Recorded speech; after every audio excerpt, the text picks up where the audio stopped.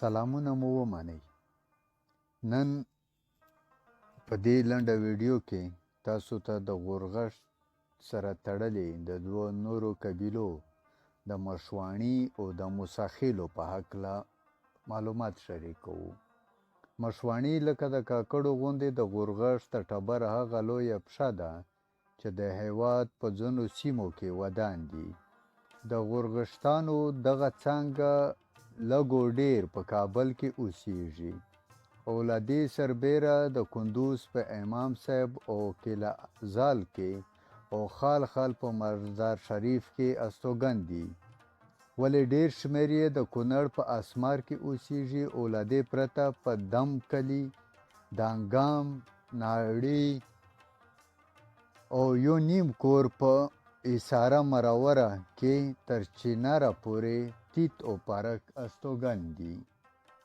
له دې سربیره د پروان په ولایت کې هم لویه کچه دغه توکم ودان دی. په تیره په قرهباغ، شکردره، اناردره او د کوه دامن په نورو سیمو کې خو له بده مرغه ځینو یې خپله ژبه پښتو هېره کړې ده. د دوی 400 کورنۍ د کوه دامن په سیمه کې چې د کابل نه ښایي 25 میله شمال ته پروت وي اوسیږي، چې ځینې یې په کرنه او یو شمېر یې په سوداګرۍ چې د اوښانو په وسیله له یو ځایه بل ځای ته شیان وړي او راوړي. دا ذکر په حیات افغاني کې راغلی دی. مشواڼیان لږ او زیات د کندهار او کلات په ښارونو کې هم استوګن دي او ویل کېږي چې دوی د سوداګرۍ په چارو کې دومره بوخت وو چې په ژمي کې به هند ته تلل او په اوړي کې به چې ځینې مالونه به یې هم په اوښانو بار کړي وو جوپې بیرته د هېواد غیږې ته راستنېدل.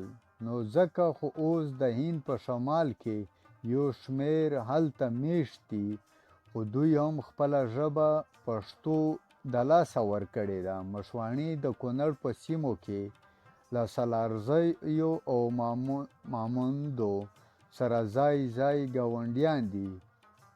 یو کور نیم کور یې له صافیانو سره هم اوسیږي. ځینې کورنۍ یې بزګري کوي او یو شمېر یې لکه ګوجرو غوندې په بانډر کې استوګن دي او د څارویو په تیره د وزو پالنه او څارنه کوي.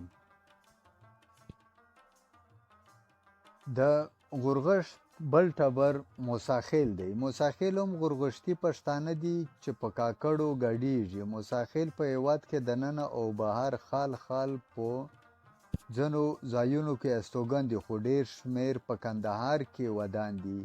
ښایي د دوی لومړی ټاټوبی هم دغه پراخه سیمه وي، ځکه چې له کندهاره سربیره په غزني، پروان، سیوۍ او زابل کې هم د موسی خیلو د ټبر یو شمېر وګړي استوګن دي.